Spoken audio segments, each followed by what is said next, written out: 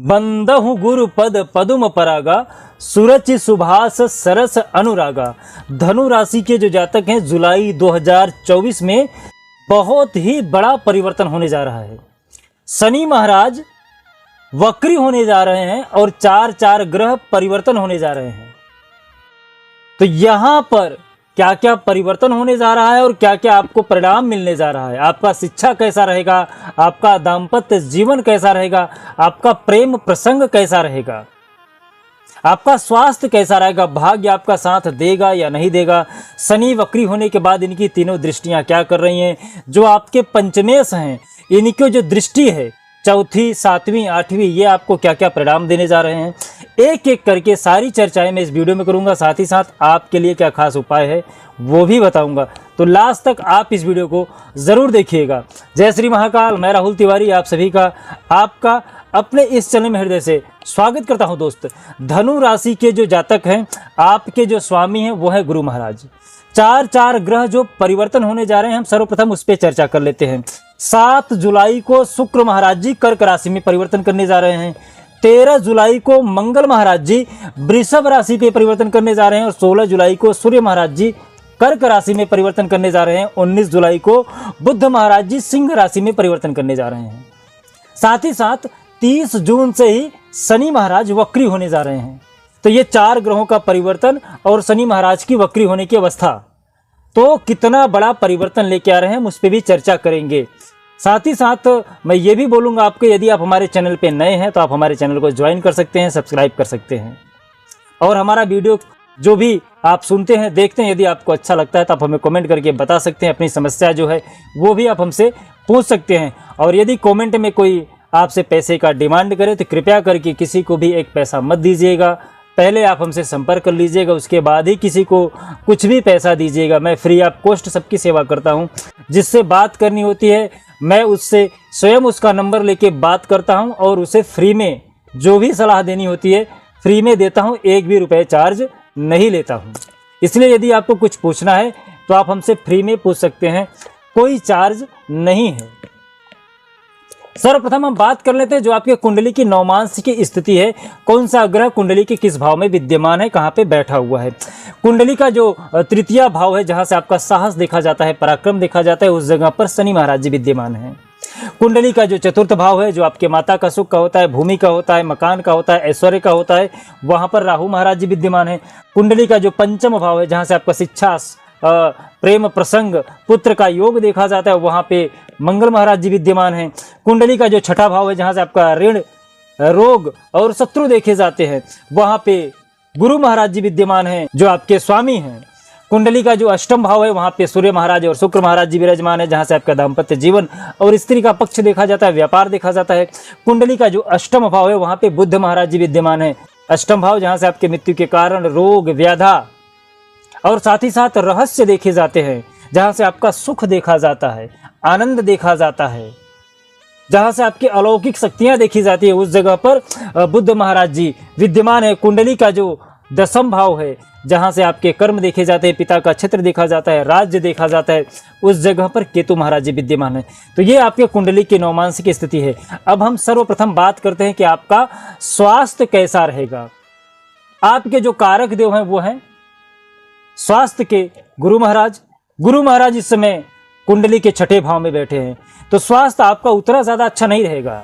पेट की समस्या जुलाई महीने में आपको सता सकती है। पेट का दर्द, मड़ोर होना, आंखों में जलन होना, ये रोग आपको गुरु महाराज दे सकते हैं। तो यहाँ पर आपको थोड़ा सा अपने शरीर को लेके सावधान रहना है। कुछ भी बाहर की वस्तुएं ऐसा मत खा लीजिएगा जिसकी वजह से आपके पेट में दर्द हो, इन्फेक्शन हो। जुलाई के महीना वैसे इन्फेक्शन का ज़्यादा रहता है, बहुत जल्दी इन्फेक्शन हो जाता है क्योंकि बरसात का मौसम रहता है।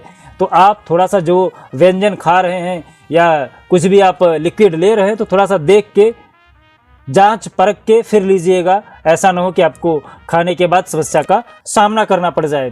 बात करें यदि आपके शिक्षा का और प्रेम प्रसंग का, कुंडली के जो पंचम भाव होते हैं, जो आपके पंचमेश होते हैं, उन्हीं से हम पता करते हैं कि आपका शिक्षा कैसा रहेगा, आपका प्रेम प्रसंग कैसा रहेगा, आपके पुत्र का सुख कैसा रहेगा, योग कैसा रहेगा। कुंडली के जो आपके पंचमेश हैं वो है मंगल महाराज, और मंगल महाराज इस समय कुंडली के पंचम भाव में बैठे हैं। तो यहाँ से आपका शिक्षा का जो क्षेत्र रहेगा, जो आपके पुत्र का क्षेत्र रहेगा, या फिर आपके जो प्रेम प्रसंग का जो क्षेत्र है, वहां पे आपको थोड़ी सी परेशानी मंगल महाराज देंगे। मंगल महाराज यहाँ पे, क्योंकि शनि महाराज की जो तीसरी दृष्टि है वो मंगल महाराज के ऊपर पड़ रहा है, तो यहाँ से आपको थोड़ी सी सावधानी रखनी चाहिए।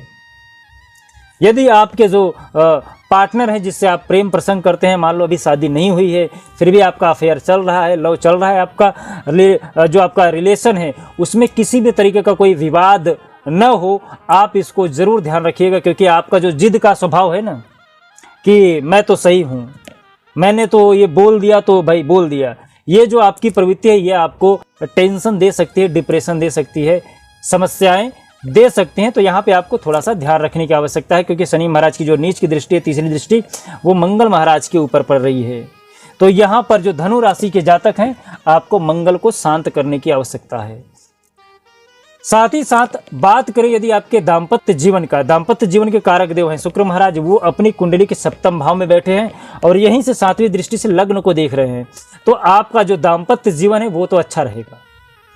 स्त्री सुख आपको प्राप्त होगा यदि आप पुरुष हैं तो, यदि स्त्री हैं तो आपको पुरुष सुख प्राप्त होगा, क्योंकि सूर्य महाराज भी उसी भाव में बैठे हुए हैं। तो यहाँ से आपका स्त्री पक्ष मजबूत हो रहा है, पुरुष पक्ष भी मजबूत हो रहा है। यदि किसी के विवाह में कोई विघ्न आ रहा था तो यहाँ पे जरूर सूर्य महाराज और शुक्र महाराज दोनों आपको सपोर्ट कर रहे हैं। बिजनेस व्यापार आपका अच्छा चलेगा, बिजनेस व्यापार आपका अच्छा रहेगा। भाग्य का जो आपका लेखा जोखा है थोड़ा सा कमज़ोर रहेगा, भाग्य आपका उतना ज़्यादा अच्छा नहीं रहेगा जुलाई महीने में। यदि आप मेहनत करेंगे तो ही आपको फल मिलेगा। आप अपने भाग्य के सहारे मत बैठिएगा जुलाई के महीने में। जुलाई के महीने में कर्म प्रधान रहेगा। कर्म प्रधान विश्व कर राखा, जो जस करस तो तस फल चाखा। तो यहाँ पे कर्म प्रधान है, कर्म के ऊपर आप विशेषकर ध्यान रखिएगा। जो कार्य कर रहे हैं पूरी निष्ठा से और ईमानदारी से करिएगा, आपका कैरियर अच्छा रहेगा। बात करें यदि आपके नौकरी का, तो यहाँ पर नौकरी का जो क्षेत्र है वहाँ पे केतु महाराज जी बैठे हुए हैं, शनि महाराज की जो दृष्टि है वो भी पड़ रही है। तो यहाँ पर आपका थोड़ा सा जो नौकरी का टेंशन है, डिप्रेशन है, वक्री होने के बाद शनि महाराज की जो दृष्टि है वो आपके भाग्य के स्थान पे पड़ रहा है। तो आपका भाग्य नौकरी के क्षेत्र में थोड़ा सा आपको समस्या क्रिएट करेगा। नौकरी आप यदि कर रहे हैं तो थोड़ा सा संयम के साथ करिएगा। आपके ज़बान के ऊपर थोड़ा सा आप लगाम लगाइएगा। कुछ भी बोलने से पहले, कोई फैसला लेने से पहले थोड़ा सा सब्र ले लीजिएगा, या फिर आप थोड़ा सा हट के पानी पी के फिर उसका फैसला लीजिएगा, आपके हित में रहेगा। तो आप जुलाई महीने में उपाय क्या करें? उपाय में मैं आपको बता दूं, आपके लिए यदि आप बजरंग बली की स्तुति करते हैं, हनुमान चालीसे का पाठ करते हैं और एक मुखी दिया